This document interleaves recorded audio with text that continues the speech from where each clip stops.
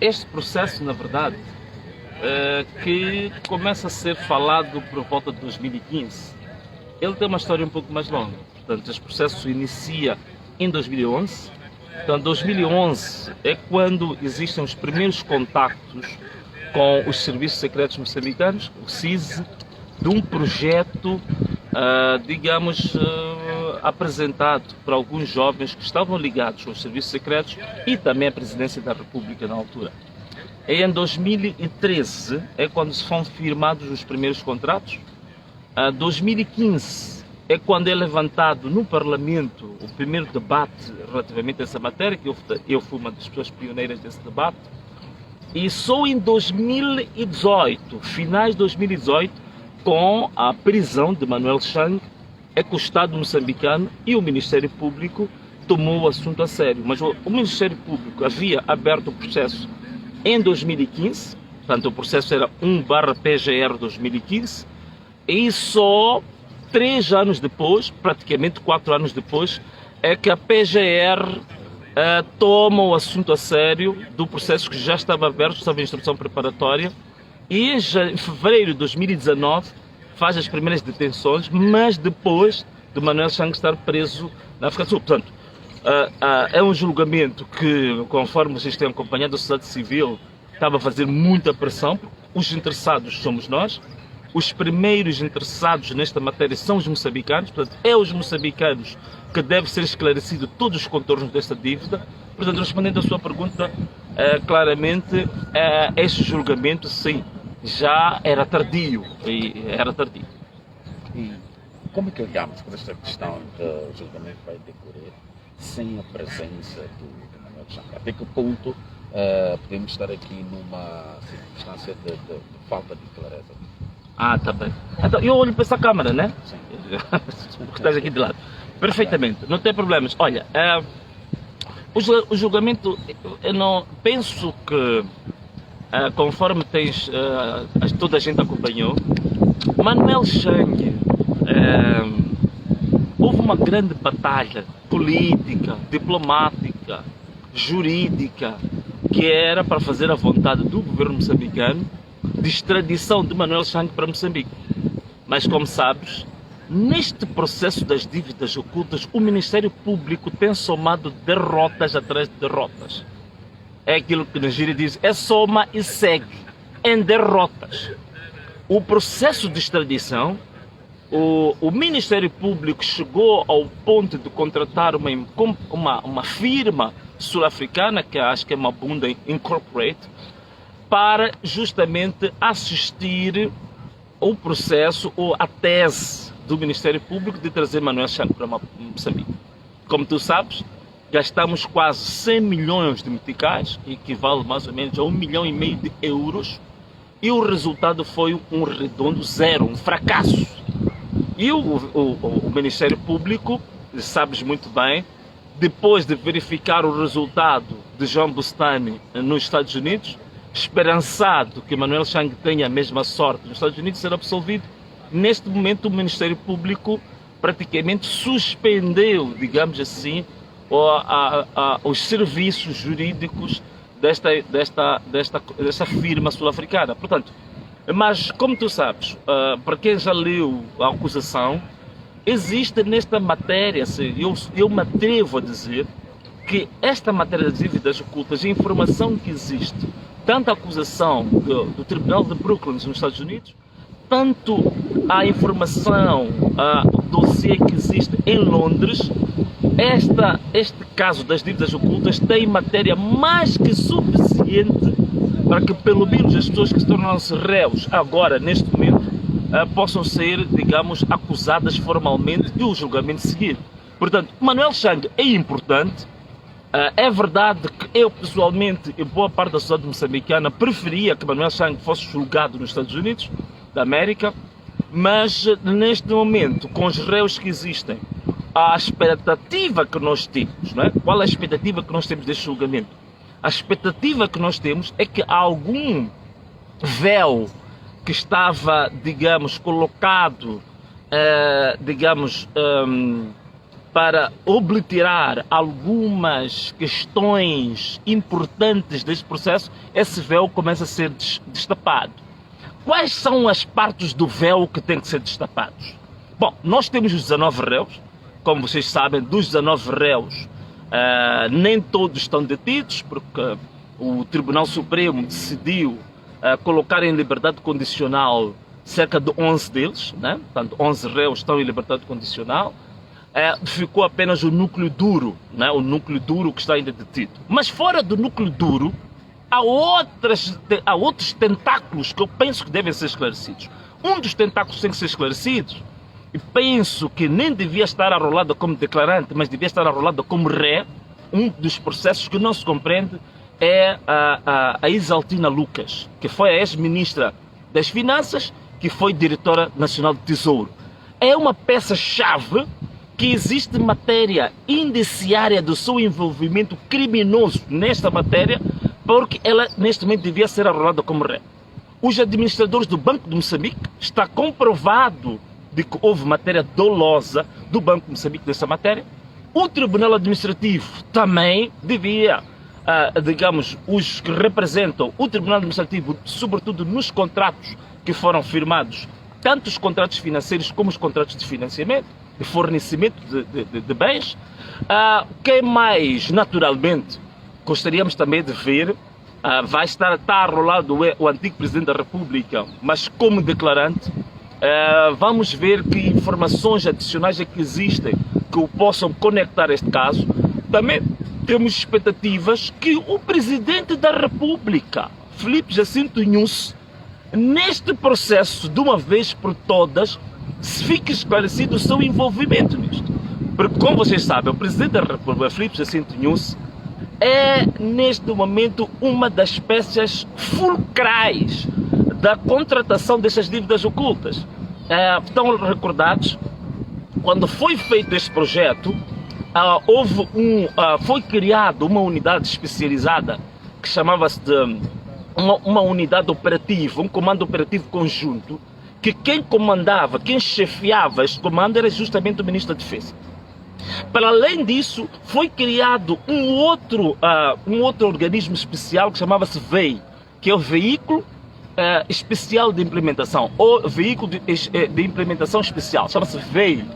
Esse grupo envolvia o Ministério da Defesa, o Ministério do Interior, o Ministério dos Transportes, o Ministério, digamos, das Pescas, e o diretor, o CIS, envolvia também o Comando-Geral da Polícia. Portanto, este VEI e o Comando Operativo, digamos, chefiado pelo Ministro da Defesa, penso que todos eles devem ser chamados para este processo. Portanto, ainda existe muita gente envolvida neste processo, mas que até este momento não foi arrolada, nem como ré, nem como declarante. Mas em poucas palavras, teríamos que o Manuel Chang, a ausência dele, vai interferir no julgamento?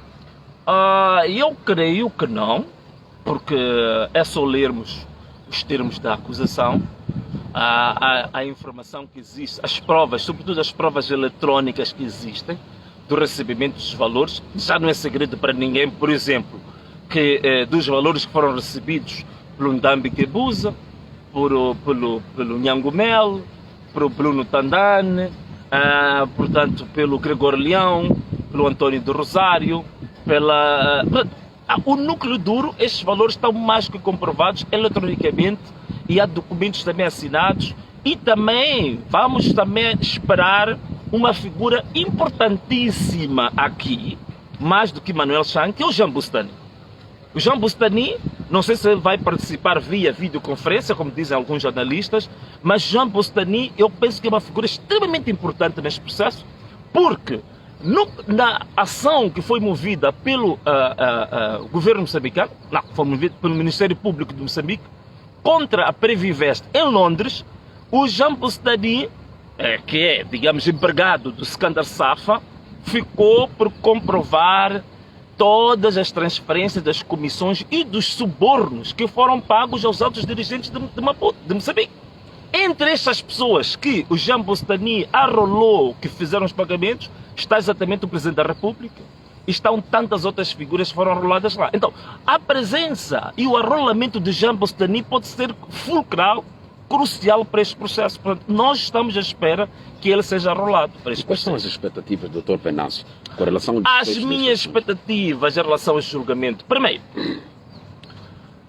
tenho expectativa como moçambicano, como patriota. Primeiro, que o Ministério Público, que tem sido, ao longo deste processo todo, um verdadeiro descalabro, digamos, a peça, digamos, mais defeituosa, mais ineficiente, mais incompetente, mais inativa e inoperante que é o Ministério Público, que teve derrotas em todas as fases do processo, que tenha a oportunidade de recredibilizar-se neste processo. Vamos ver como é que a firmeza, digamos, a retidão e o pulso que o Ministério Público vai ter neste processo, no julgamento aqui em Moçambique. Porque até agora só somou derrotas. A derrota em relação à extradição, a derrota em Londres, portanto, o Ministério Público só somou derrota e só gastamos muito dinheiro do povo moçambicano. Então espero que o Ministério Público, neste processo, deste julgamento, possa recredibilizar-se e, digamos, recobrar alguma confiança política e, digamos, do nosso próprio povo. Esse é o primeiro aspecto. Segundo aspecto, a minha expectativa é de ver envolvidos as pessoas que eu acho que neste momento são as mais importantes nos autores morais deste processo. Entre os quais estou a falar do ex-presidente da República, Armando Emílio Guebuza, estou a falar do atual presidente da República, Filipe Jacinto Inhosse, estou a falar dos gestores, dos administradores do Banco de Moçambique, estou a falar do Tribunal Administrativo. Portanto, estou a falar também um assunto que muita gente não levanta. Eu estou a falar de clareza do envolvimento de algumas firmas de advogados de Moçambique, que estiveram desde o início a assessorar essas empresas. Houve muita assessoria jurídica desde 2011 de empresas nacionais, de firmas nacionais neste processo, que é preciso perceber até que ponto é que elas tiveram, digamos, ter a cota à parte nesta grande mega fraude que aconteceu ao país, que é a maior mega fraude que o país teve financeira após a independência. Portanto, essas são as minhas grandes expectativas.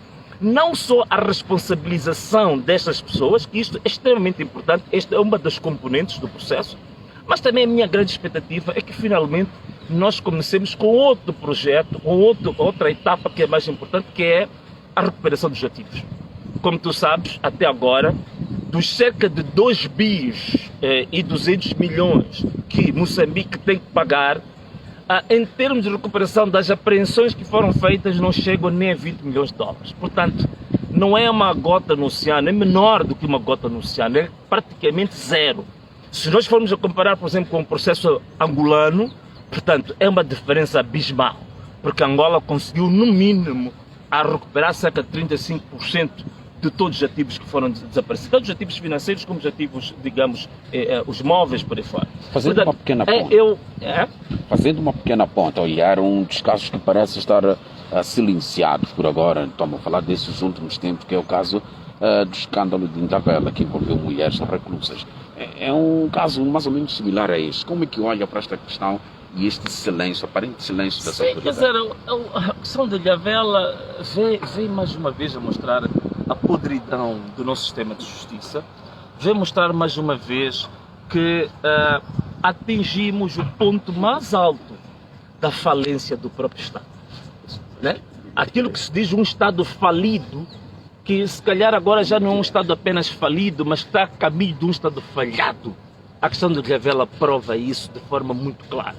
Quer dizer, uma organização da sociedade civil fez o trabalho que o Ministério Público devia fazer, que as instituições de justiça deviam fazer, e mesmo assim são as próprias instituições de justiça que aparecem, digamos, como instrumentos de encobrimento de crimes tão graves como aqueles que acontecem em Ilhavela. E depois o poder político, estou a falar do Ministério da Justiça, e não só o governo de Moçambique, o posicionamento que tem em relação a esta matéria não mostra a responsabilidade política que tem. Uma coisa é o aspecto meramente técnico-jurídico, outra coisa é a responsabilidade política que nós temos com o nosso povo, a responsabilidade política que nós temos com as vítimas, a responsabilidade política que nós temos com os oprimidos, com aqueles que são, digamos, as vítimas de graves violações de direitos humanos. Então não há responsabilidade política absolutamente nenhuma do nosso governo, para além dos aspectos meramente jurídicos. Portanto, o caso de Ravela, para não andar em muitos detalhes, mostra apenas uma coisa: a falência do Estado. Mostra apenas que nós resvalamos a um nível quase a tocar o fundo do poço, que é um Estado totalmente falhado, não é? Agora, se me permitires ainda, relativamente a este aspecto, outra coisa que eu tenho expectativa, não é expectativa apenas do julgamento que vai acontecer a partir do dia 23. Este julgamento a partir do dia 23, tenho também grande expectativa de ver as grandes testemunhas que foram, portanto, os declarantes foram rolados, como vocês devem saber. Um dos réus também solicitou ao tribunal que eu fosse arrolado como testemunha, não é? Portanto, mas isso ainda não foi notificado oficialmente, mas vi um documento, espero que não seja um documento, digamos, fake, em que um dos réus arrolava-me como testemunha para o esclarecimento do caso. Então, eu espero que de uma vez por todas este caso das dívidas ocultas seja inteiramente esclarecido. E volto a repetir, a pessoa, Samora Machel dizia assim, quando os grandes se corrompem, os pequeninos apenas repetem ou replicam o exemplo. Então, uma das pessoas que é crucial neste processo é o Presidente da República, Filipe Jacinto Nunes. É extremamente importante que ele tem uma obrigatoriedade, isto é imperioso, que ele próprio tenha interesse genuíno de esclarecer o envolvimento dele perante os moçambicanos. Porque o envolvimento dele é um envolvimento direto, primeiro, porque há transações que comprovam a partir de duas empresas, uma delas que é a Sunflower, e a outra é aquela empresa sul-africana que dizem que comprou até a viatura da campanha dele, que ele recebeu cerca de 1,5 milhões de dólares. Outro envolvimento indireto, porque o partido Frelimo recebeu 10 milhões de dólares para a campanha desta mesma empresa, que é uma empresa que está comprovada de que é uma empresa da máfia internacional. Portanto, esta é uma questão preocupante, porque este partido Frelimo, já temos o caso da Zambésia, que foi feito um trabalho pelo CIP, em que o partido Frelimo recebeu, ficou comprovado, cerca de 10 milhões de meticais do contrabando da madeira na Zambésia. Agora temos que recebeu dinheiro também da empresa que é, digamos, o mastermind de toda a mega fraude do Moçambique. O partido Frelimo está a comprovar de que ele tem se financiado com base no contrabando, tem se financiado com base no crime organizado. Portanto, é uma oportunidade também, de uma vez por todas, este mesmo partido esclarecer até que ponto é que está envolvido com o crime ou não. O presidente está envolvido com o crime ou não. Porque dá a impressão que o nosso Estado, que o nosso governo, que o nosso país se tornou um narco-Estado. Isto é, um Estado capturado pelos narcotraficantes, um Estado capturado pelo crime organizado, um Estado capturado pela máfia, um Estado capturado pelos gangsters. Aquilo que o Carlos Cardoso, o saudoso Carlos Cardoso, chamava de chegamos ao estágio de gangsterização do Estado. Então, temos também esta obrigação para a lei do julgamento em si, é de limpar esta imagem de um Estado gangsterizado e capturado pelo crime organizado. Portanto, temos essas perspectivas. E as perspectivas de longo prazo de, digamos, de uma espécie de uma catarse, né? Do renascimento deste Estado, do novo ordenamento da justiça deste país, porque aquilo que Moçambique se tornou hoje é uma vergonha, tanto para aquilo que vamos deixar como legado, tanto para aquilo que é a imagem que se projetou pelo mundo. Falando de ordenamento, uma das causas que tem muito, sobretudo, afetado os jovens é o acesso à habitação no nosso país, sobretudo para os jovens. Nós somos jovens e nos defraudamos com estas políticas que foram construídas para o acesso. Como é que olha? Qual é a leitura que faz das políticas existentes para o acesso às casas por parte dos jovens? Como deves saber, quer dizer, isso não é segredo para ninguém, nem é o fato nem é o pessimismo da minha parte, que são políticas desastrosas. Olha, às vezes muita gente diz que não há política de habitação. Existe a política de habitação. A política e a estratégia de habitação são dois documentos diferentes. Já existe há mais de 15 anos. Mais de 15 anos. Portanto, em termos daquilo que é estratégia de habitação, da política de habitação, ela existe. O grande problema que nós temos é que ela nunca foi implementada. A questão da habitação em Moçambique, sobretudo para a juventude, é feita de forma casual, pontual, e não é feita como um projeto estruturado, integrado e de longo prazo. Este é que é o problema que existe aqui.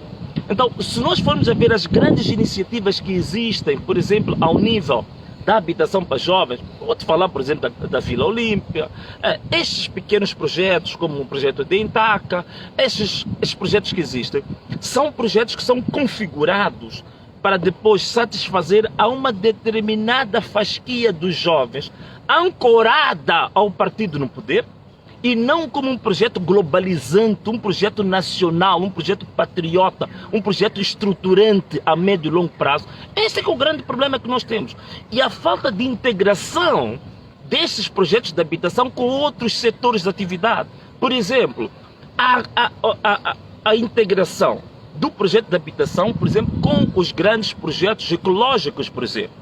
Nós sabemos, por exemplo, hoje, um dos grandes avanços que o Japão fez, eu sei que também a Malásia fez, foi reduzir os custos de produção para a juventude, para a construção da juventude, integrando, por exemplo, a reciclagem, né, ecológica de grandes projetos de reciclagem de materiais. Portanto, hoje em dia está sendo feito material para habitação, não com os materiais convencionais, mas com materiais reciclados, mais baratos e às vezes mais duradouros, e que ajudam e protegem muito o ambiente. Estes projetos é que nós temos que fazê-lo. E não há esta inovação, não há esta visão. Ainda continuamos hoje, Moçambique, um país cheio de recursos, um país tão rico em flora, em florestas, em terra, em clima, temos a maior planície da África Austral para cereais, portanto, temos todos os recursos, mas neste momento temos os custos mais altos, temos a vida mais cara para o jovem, temos o custo de vida dos mais altos da África, portanto é incrível. Isso é um problema da liderança. Isso é um problema da liderança. Para estas casas da Vila Olímpica, adequam-se à realidade, falando mesmo da parte financeira, atendendo que o próprio salário mínimo não chega perto de 5 mil meticais. Olha, meu caro amigo, não, a questão, até eu chamo pelo teu nome, né? Dava.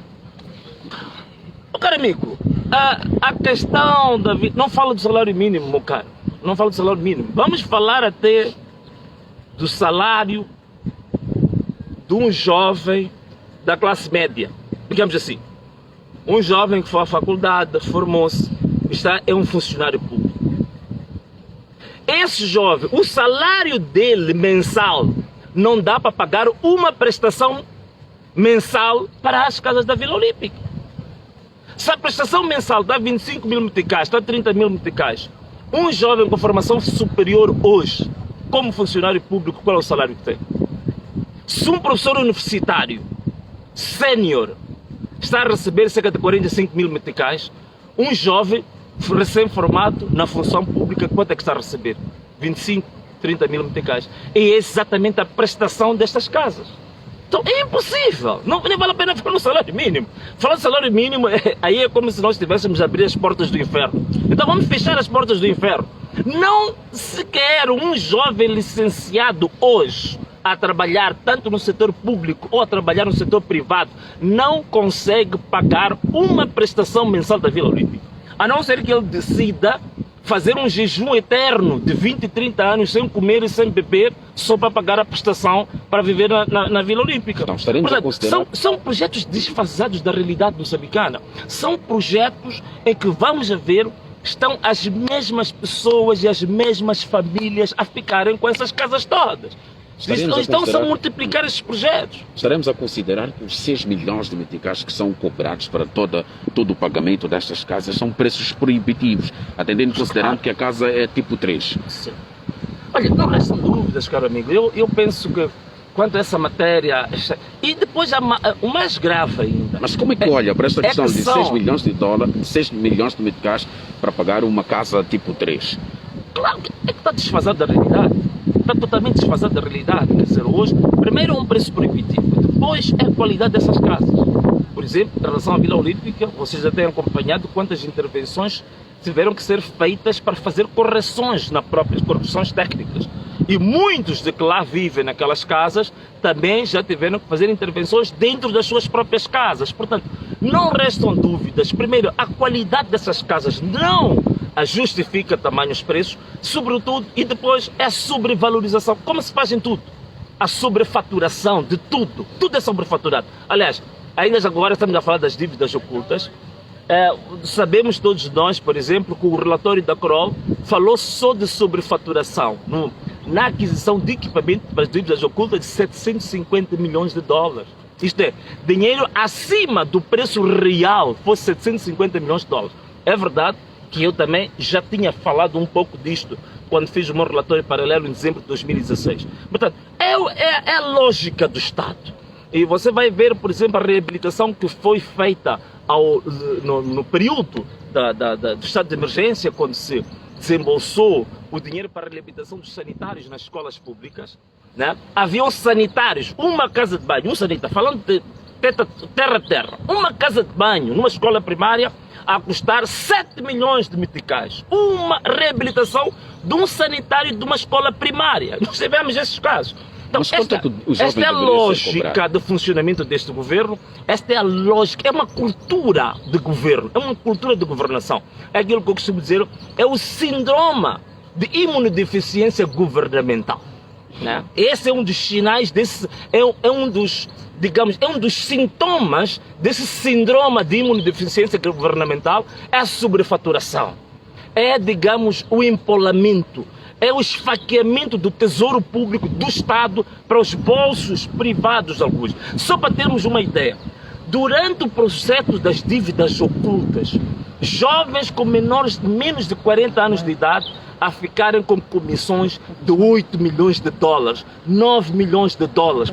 Esta é a cultura do regime, este é o sintoma do síndrome de imunodeficiência governamental que neste momento é a grande endemia que nós temos em Moçambique. Mesmo para terminar, quanto é que um jovem deveria ser cobrado por estes valores?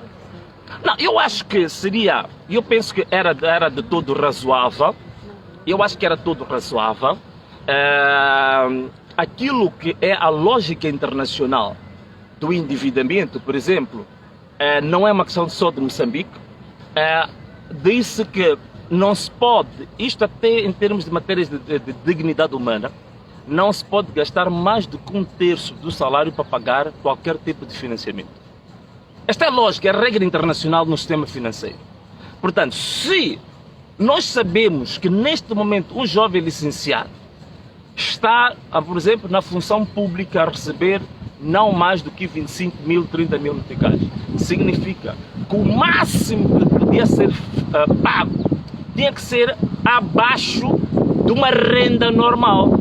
Se nós, para fazermos o arrendamento deste tipo de casas fora do perímetro da cidade, está a cerca de 15 mil, 20 mil meticais, então significa que se o jovem está com um salário de 25 mil, 30 mil meticais, não poderia ser superior a 6 mil, 7 mil meticais mês.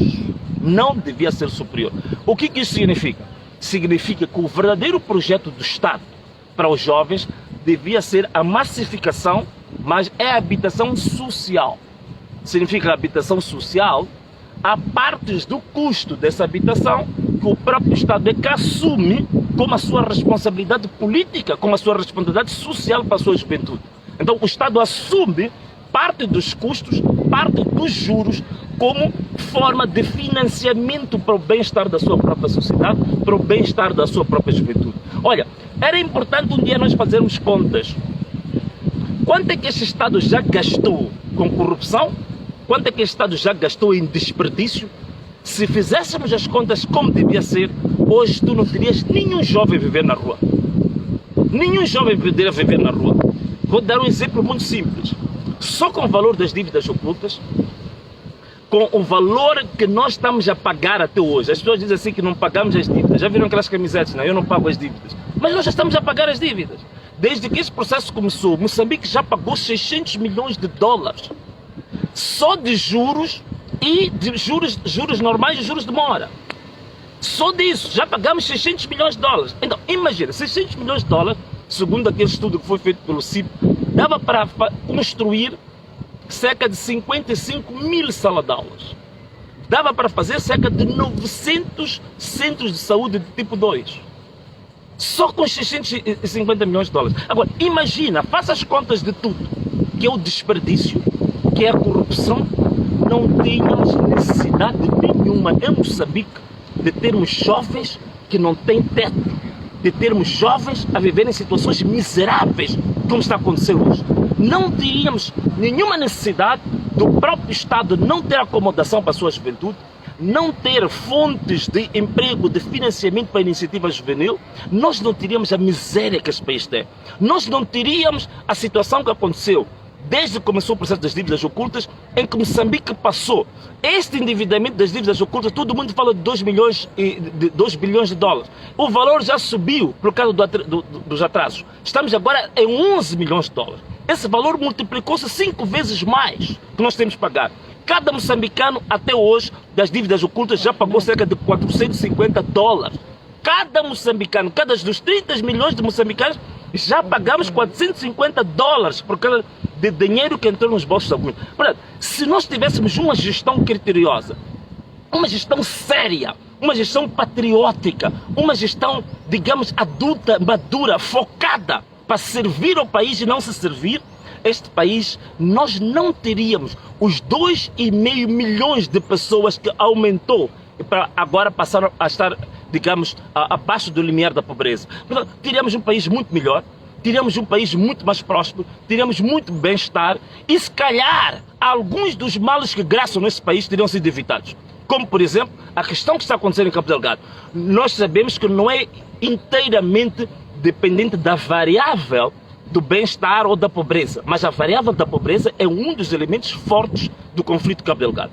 Conforme também foi provado, 90% dos que estão filiados na insurgência de Cabo Delgado são moçambicanos, são conhecidos e têm rosto. Significa que as razões de eles se filiarem a estes movimentos de extremismo violento também têm razões concretas, sociais, econômicas e financeiras conhecidas, e que o nosso Estado nunca implementou absolutamente nenhuma política social para criar a estabilidade política, criar a estabilidade social entre os moçambicanos, de integração na economia, para que todos os moçambicanos sentissem que esta pátria é deles, que esta pátria lhes pertence. Quando recebemos os 800 milhões de dólares do primeira mais-valia do projeto do gás e do petróleo, esse valor devia ter sido implementado na juventude, na habitação, na saúde.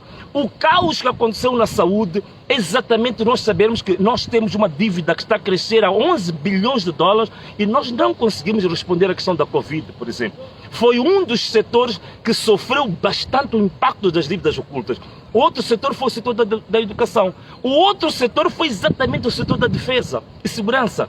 Uma das fragilidades do nosso exército foi exatamente porque houve uma burla nacional, porque foi-se firmar os tais 3 contratos que a ideia era, digamos, implementação do tal sistema integrado de monitoria e proteção da Zona Econômica Exclusiva de Moçambique, mas que hoje está provado de que, afinal de contas, as nossas fronteiras marítimas estão totalmente escancaradas.